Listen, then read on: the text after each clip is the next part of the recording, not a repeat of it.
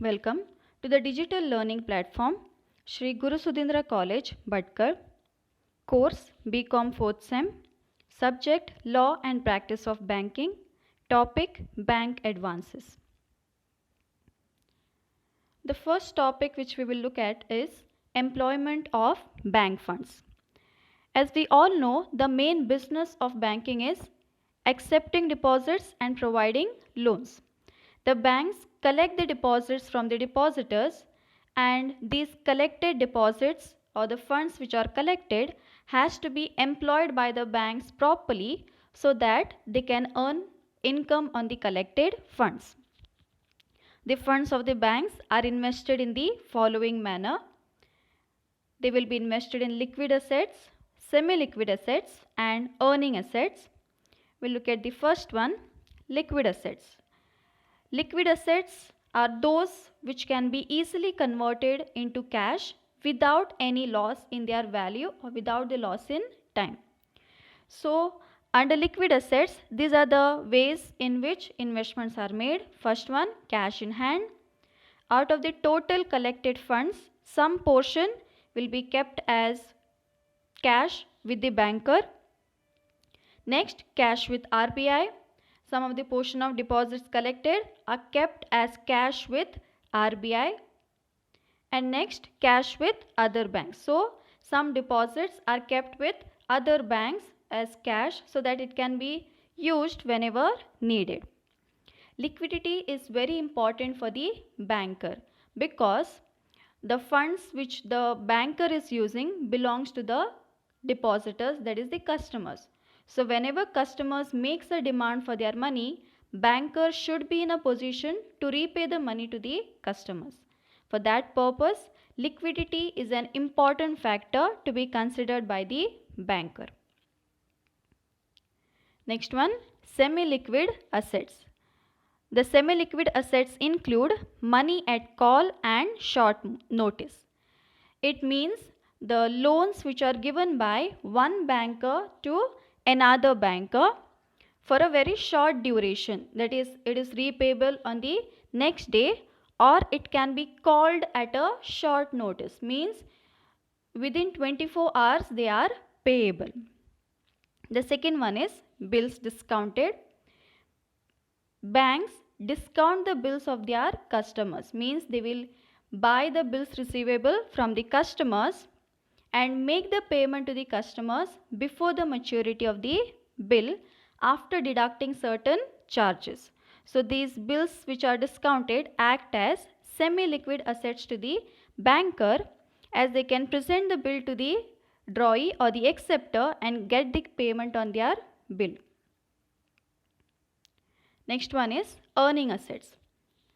Bank is a profit-making institution, so the banks have to invest their funds in such a way that they can earn necessary incomes so that they can provide better rates of interest on deposits to the depositors, pay good salaries to their employees, and pay good rate of returns to the shareholders. So the earning assets include investments. The banks will invest the funds collected into different types of securities, which include government securities, non-government securities, or stock exchange securities, because these securities provides guarantee, and during periods of financial emergencies, these securities can be easily realized or money can be borrowed against these securities. So here banker is not only focusing on earning incomes, he also keeps in mind the point of liquidity, so that in times of emergency, if he needs funds, the securities or the investments which he has made should be easily converted into cash. The next one, loans and advances. It is a principal business of the banker to accept deposits and provide loans to the needy. So banks will be providing loans and advances to the customers out of the deposits which he has collected. But while providing loans also, there are certain factors, there are certain principles which has to be considered by the banker. So we'll look at the various principles. principles of sound lending or principles governing employment of bank funds. There are three basic principles or three important principles which the banker should keep in mind. That is principle of safety, principle of liquidity, and principle of profitability. First one, principle of safety. Safety of funds is the most important principle of lending. It means that loans given by the banker to the borrower must be safe. It is because the funds which is the banker using for providing loans, it belongs to their depositors. So whenever depositor demands for the payment, it should be repaid. So it is the responsibility of the banker to ensure safety of the funds. So over here, safety means that the borrower is in a position to repay the principal amount along with interest as per the terms and conditions of agreement. So while granting, the banker should make sure that the borrower will be in a position to repay the loan which is taken by him. Only after assessing the capacity of the borrower for making repayment, loans will be provided to the borrowers. Second one, liquidity. As I have already said, liquidity is an important factor for the banker because whenever the customer demands for the payment, banker should be in a position to repay the loans, repay the deposits which he has accepted from the customers. So he should make sure that there is enough cash with himself so that whenever demands are made by the customers, he should be able to meet those demands. Next one, profitability. Profitability is also an important factor for the banker because bank is a profit making institution. So they will have to earn necessary income so that they can give good interest on the deposits accepted, so that they can provide salary to their employees and good rates of return to the shareholders. But while focusing on profitability, bankers should never avoid the factors of safety and liquidity. He should keep in mind the safety of funds, liquidity of funds, and then try to earn profits on the loans which are given. These were the three main principles. We also have some other principles which the banker should consider. The next one, purpose.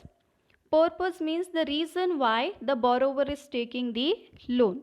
So while providing the loan, banker should ensure that the loan is given for a productive purpose which will generate income through which the borrower can repay the loan. So basically, when the banks are providing loans, they focus on providing loans for productive purposes through which the borrower can repay the loan. Next is nature of business, similar to purpose. Nature of business is important because the repaying capacity of the customer depends upon the nature of business he is engaged in or the nature of work he is engaged in, so that he earns necessary incomes and repays the loan. So another factor which is considered by the banks while providing loans is the nature of business or the nature of work which is done by the customer or the borrower, so as to ensure that he has the capacity to repay the loan which he has taken. Next one, borrower's character, capacity and capital. These are the three C's which the banker will be considering. First one, character. Character means ensuring that the borrower is an honest person who will make payment of the loan on the maturity along with the interest. So banker should ensure that the customer or the borrower who is taking a loan is an honest person who will make payment of the loan which he has taken. Next one is capacity. Capacity means the ability of the person to make the repayment. Banker should ensure that the borrower is able to make the repayment of loan, means he has necessary incomes through which he can repay the loan. Only if the borrower is capable of repaying the loan, in that case loans will be given to the borrowers. And the last one, capital. To assess the capacity of the borrower, that is to see how much income the borrower has, whether he has necessary incomes to repay the loan, the capital of the borrower has to be ascertained, which can be done through taking the financial statements of the business of the borrower or going through the bank account details of the customers or the borrower, so that banker can assess the capacity of the borrower, whether he is in a position to repay the loan or not. Next one, period. Here, bankers should not grant loans for a long term duration which cannot be called back in times of emergency. So, bankers should mostly focus on giving short term loans or loans which are repayable in installments, so that there is continuous flow of cash to the banker. If they grant loans for a very long duration, they will not be able to get the money back, and it will be a problem for the banker while making payment to the depositors. Next one, diversification or spread. Banker should not focus on a particular industry or a particular area while providing loans. If he focuses only on one particular industry or one particular sector, and if that particular sector is suffering or going through some bad times, they are not earning profits, it will be a bad effect on the banker. To ensure safety, bankers should provide loans to people belonging to different industries and different sectors, so that even if one industry is not performing well in the economy, the remaining industries will be working well, remaining sectors will be working well, and they will be able to recover the loan amounts from the remaining industries and remaining sectors. Next one, security. While providing loans, bankers should ask for collateral security, and loans should be provided against collateral security, because in case the borrower fails in making the payment, in that case banker can rely upon the collateral security, which can be sold by the banker for recovering the loan amount given to the borrower. So it is important for the banker to ask for collateral security while providing loans of huge amounts to the borrower. And the securities which are accepted should be easily realizable, means they should be easily saleable in the market, and the banker should be able to recover the loan amount which is given to the customer.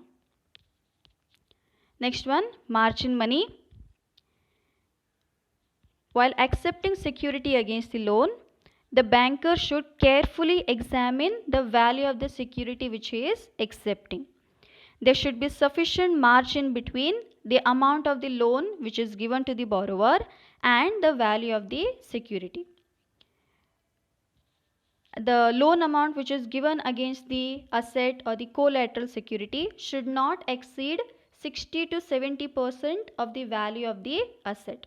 It is important to maintain a gap between the value of the asset and the loan amount provided, because there is possibility that the value of the asset might fluctuate in future.